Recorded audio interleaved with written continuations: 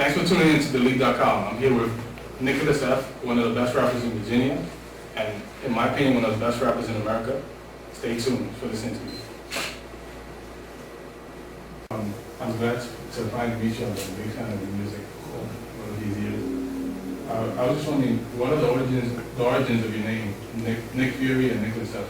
And why do you use Nickelus F today? Well, I got Nick Fury from the comic book. Like, when I was a kid, my dad had this friend who he used to recruit with. And he had this huge comic book collection, and he turned his basement into kind of like a little mini comic book store. So kids from the neighborhood, we would go in there and get them. And I had a few Nick Fury comic books, and I was in high school trying to come up with a name. You know, I just kind of stumbled upon Nick Fury. But I tried to, like a few years later, I tried to copyright it and get rights to the name, and I couldn't because Marvel still owned it. So yeah, tried to be smart, but they were smart. So you know, I just changed it to Nickelus F for formal purposes, but I'll still say Nick Fury. Same way Method Man said John Nickelus and Ghostface and Tony Stark. Okay, so I assume you don't have a plan on going back to Nick Fury. Even for the battle rapping? Well, yeah, it's not like I won't go back to it, because I'll still use it. I may refer to myself as Nick Fury, or like I'll write from a Nick Fury standpoint, like with aggressive content. You know what I'm saying? That's Nick Fury. You know what I mean? This is that style. So. What was the experience coming up in the game, you know, through freestyle battles on the Source and on BET's 106 and Park? I mean, it was battling is funny. It's like boxing. You know, it's like it's a thing of matchups. And the thing that's wild about battling is it's not like we're making songs here. It's not like you could technically be a better MC, but at the end of the day, you can get hit with a haymaker just like in boxing. Wow. You can do all that training and all of that, but somebody could get a lucky sucker punch in and you be on the canvas. Yeah. It's the same thing with battle rapping. You could be crushing somebody for 2 rounds, and in the 3rd round, they just throw some random line, and boom, like everything you said is forgot about. So, I mean, battle rapping is fun, you know. That's gladiator. And I mean, that's not music. That's gladiators. You know what I mean? We're out there to dominate. You know what I mean? So, it's fun. Like, you know, that's how we came up. High school, you know, at the basketball games, the football games. The other schools came to my school. Their best rapper was facing me. I was facing, you know what I mean? That's what we did. It's how we kind of established a pecking order. So, I remember a very early freestyle you said, I'm Tyson like Mike, and you're Tyson like Chicken. Yeah. I mean, that was classic. Yeah, that battle came random. Like, that was back in the day when like nowadays, nobody's just gonna catch me like that. Like, yo, you gotta battle this dude. No, I don't gotta battle nobody. I done did that. I don't gotta do that. But that was, you know, I was younger, I was hungrier. I didn't really feel like doing it, but there's a whole bunch of people there, and then, you know what I mean? Like, I wasn't gonna be called out and not show up, so. You're definitely talented. We're great that you contribute to hip hop in general. Yeah, you're a great lyricist. Well, what made you choose to pursue rap? Rap, I mean, it just kind of like, it was natural. I mean, it just kind of happened. I wrote my first rhyme when I was in 4th grade. I started consistently writing in 6th grade when LL Cool J, Hey Lover came out. That beat came out, like, so I wrote my first song to that. I didn't really start taking rap seriously though until I was 17. You know, I went to Source Unsigned Hype Battle in my city. And that's when, you know, I started meeting managers and people started coming around. And, you know, and then that's when I started really looking at it like, okay, this is something I might do. You know what I mean? I went to college for a year, and then I said I was going to drop out and pursue music. Said I would go right back in a year or 2. And I woke up and it was about 8 years later. I was like, damn, time went fast. You know what I mean? So we've come too far to turn back now. So. Yeah, well, you have a great trajectory of music. You have plenty of material out there that proves that you're a talented lyricist. What artist has had the biggest influence on your career? It's hard to pick like one artist because so many people have had an influence on me and just like my style and the way I view music and certain songs. But if I had to pick one, the typical answer would be Jay-Z. But I mean, it's the truth. I mean, you can't deny greatness. And like, he paved the way, and he set milestones and just showed like, yo, you could take it from here and do this with it. You know what I mean? And so you gotta respect that. You know what I mean? Definitely. I'm a big fan of your collaborations with Drake. Mhm. How do you guys initially meet? Are there any other Drake collaborations on the way? Yeah, that happened real simple. It was just MySpace. Just MySpace. It was a random. I had no idea who he was at the time. I didn't know nothing about the TV show, nothing. It was just a message in my MySpace box. He wanted to do a record. It was the Money record that he did. We did the remix to it. I sent it over. I did it. That was our very first time working together. And after that, we just kept in touch and, started working together. I mean, and yeah, there's definitely a chance of future work. I've heard that you not only write for yourself but for others. Who have you written for? I have worked with other people, but that's like, it's not necessarily something I just wanted to be putting out there like that. Okay. You know what I mean? That's like between me and who, but it's not all rap. Like, I've worked with singers, neo-soul singers, and all different types of people. How was it like growing up in a military family? Military family is interesting. We moved around a lot, like every 3 years. I've been all over the place, from Portland, Oregon to... That must have been tough for you, but I'm sure you met a lot of people. Yeah, we met a lot of people. It put me on, it taught me how to get along with people easily. And it helped shape my personality and the type of person I am. And being approachable, and just being able to speak. Just being able to speak with people. Okay. It's interesting. Moved a lot. It was fun. The military takes good care of you too. I could always go to the doctor, you know what I mean? I didn't have to worry if I heard something, we can go right on base and get taken care of. What did you learn from that experience with your family relocating so often, and how would you apply that to your family now? It's talks about being tight. With like our immediate family was very tight. I didn't grow up around a lot of cousins, aunts, uncles. Okay. We saw them. We would all get up. We would make it a point, for the family to get together. But I didn't grow up with them a lot. So like I never really went to school with any cousins or anything like that. So me, my sister, my mom, and my father was what we had. You know what I mean? When we moved to West Virginia for 3 years, and I was the only black kid in my high school. The only black boy in my school at the time, middle school. Like, that's tough. You know what I mean? But Wow. I can only had, imagine. yeah, and it was just us. You know what I mean? That's what we had. So that tight knit, that unity is the same thing I apply to my family. Just remember that this is our unity. So I just want to talk a little bit more about your work, and I thank you for sharing your experience and for being such a great contributor to hip hop. I know you have a great mixtape coming up. It's called Season Premiere, and you initially released it and it was all over the web.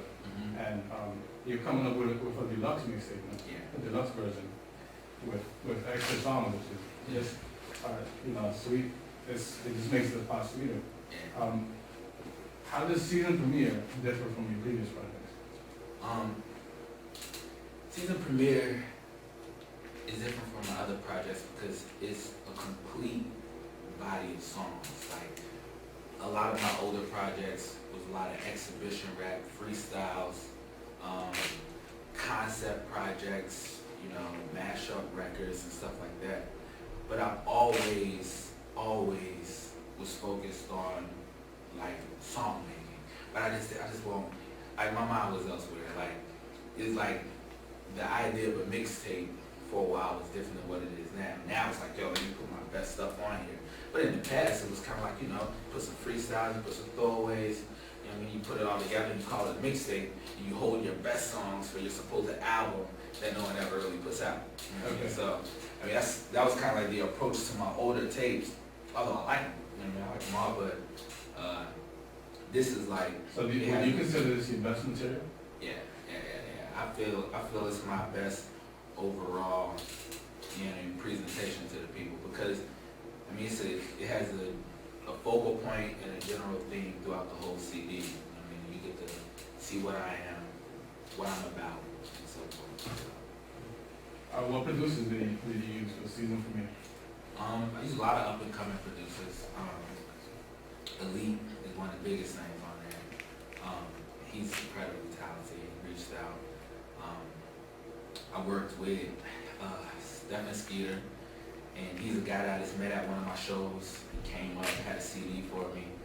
As soon as after I got out of the show, put it in the deck, found one on there and started going in on it. And so we ended up establishing a good working relationship where he would be able to he would get a sample. Thing I like about Skeeter, he's like one of them dirty crate digging producers. So you go into his studio, he got the records lined up and he pulled them joints out, put it on, loads it into the MPC, you know what I mean, chops it up. So Skeeter will chop up a sample and just send it to me. No drums, no nothing else, just a sample and just had that joint looping through.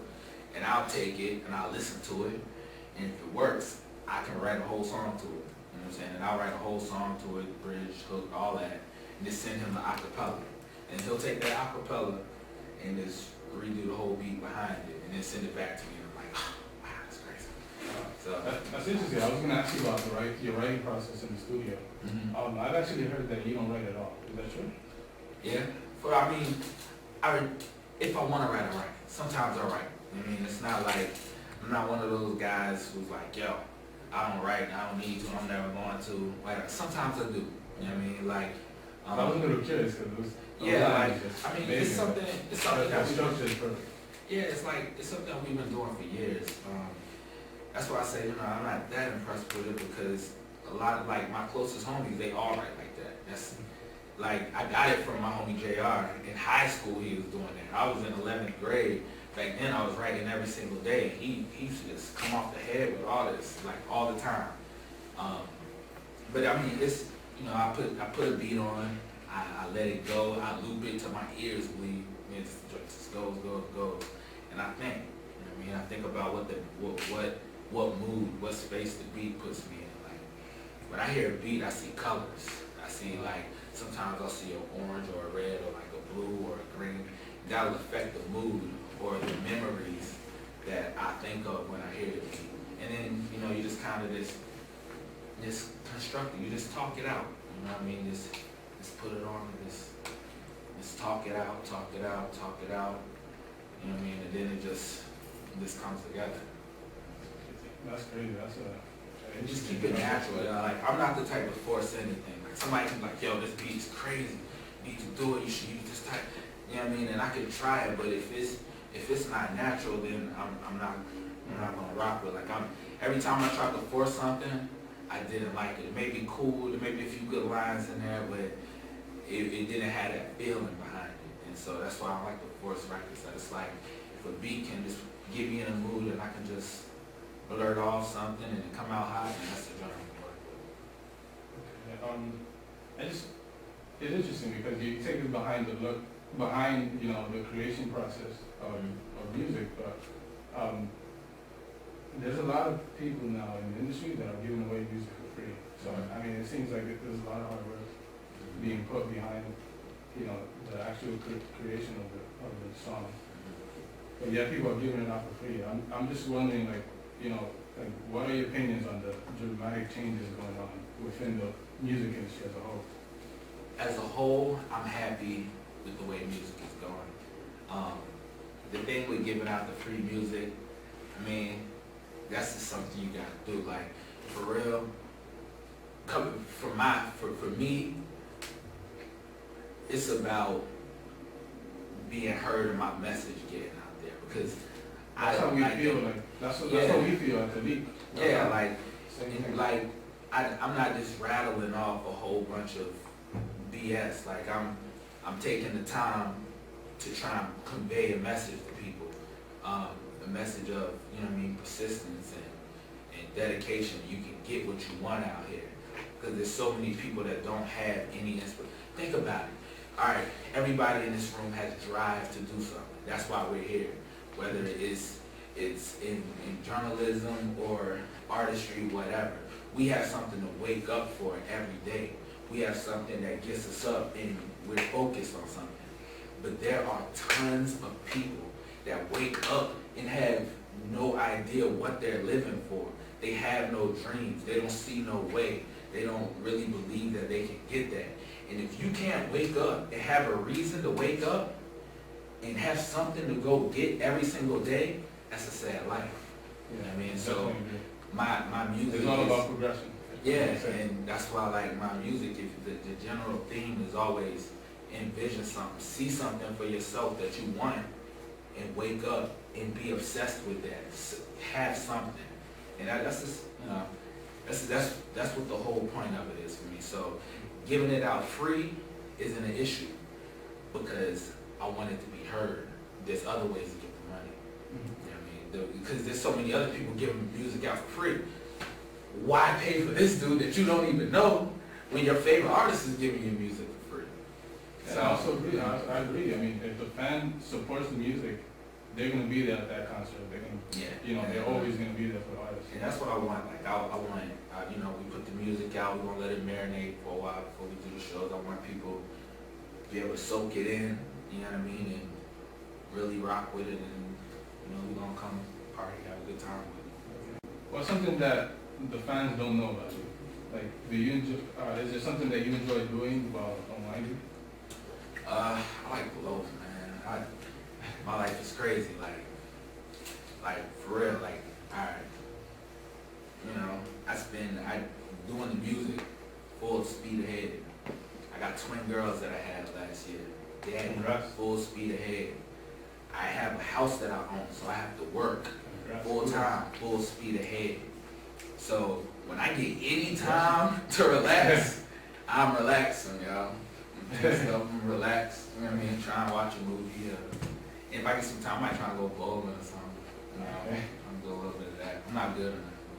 I work at it. I thought you challenging me there. I mean, I'm down to play though. I'm down to play. I want to back away, but. Can you explain like your concept behind aggressive content? I love that video. Aggressive Content was just a fun record. When I was making season premiere, like I said, I wanted to have a positive, you know what I mean, type of feel to it.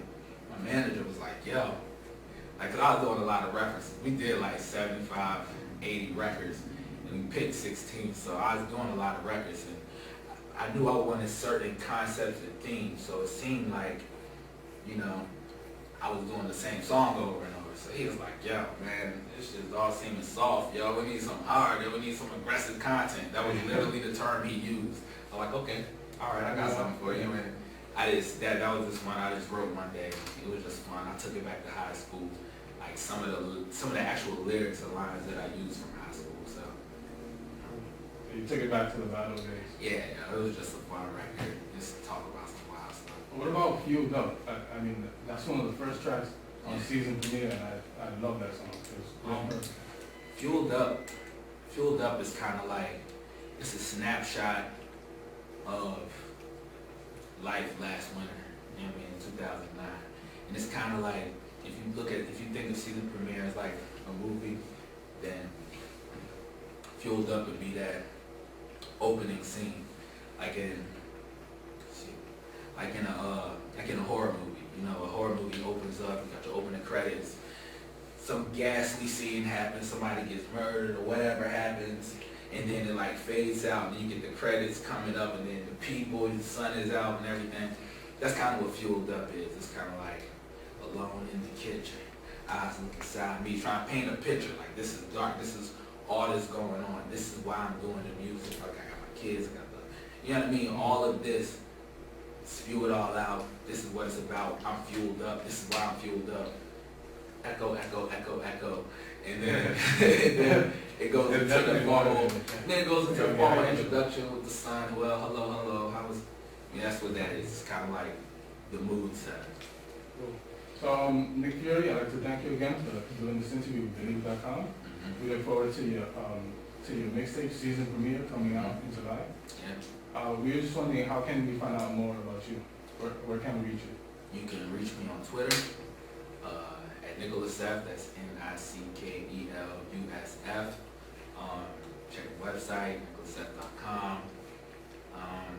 Facebook, Nickelus Fury, Google, Wikipedia, whatever. I'm easy to reach, real easy to reach. Got beats, nicksnewmusic@gmail.com. Check it every day. Send me an MP3 so I can listen to it immediately. Always working. Thank you again. No doubt.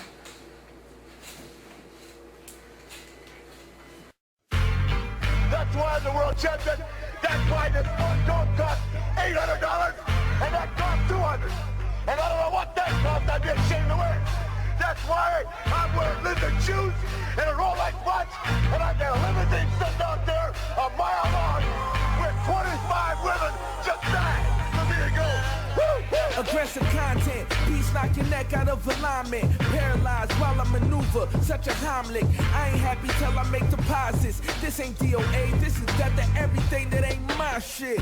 Curse you lanes, you burn in flames. My black cloud moves in and drops a purple rain. Nigga, your wind's low, cause you got that Urkel frame. I'm such a Kimbo, leave my friends hurt and pain. You wanna talk about focused, I'm the word renamed. I'm like a vampire staring at a Virgo's vein. Out Dracula massacre, every track that I'm rapping to got them scrambling out of here like an Arabic traveler. You don't wanna go to war with an animal, better throw you so hard you land in Madagascar, shattering all of Africa. No comment for the nonsense, even the pretty girls love my aggressive content. Let me go on record as telling the whole world you are the greatest on the face of this earth. But pal, today, to be the man, you gotta beat the man. And I'm saying, woo, right here, I'm the man. Aggressive content, ain't nobody wild in the sun. Nigga, I'm raw, put my black and mild out on my tongue. Stand tall, never see me do a cowardly run. Only time I crossed on an ambush, crouching the hunt. I was a bad little boy, quite moody at first. Had a hard time not staring at the booties in church. And I was fully immersed, I was going every Sunday. Texting on my two-way, driving up a one-way, heading for a collision.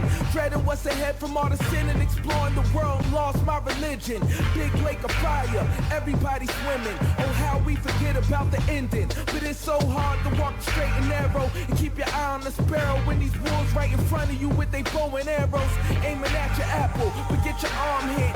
Even the church folk love my aggressive content. The name under my name is champion.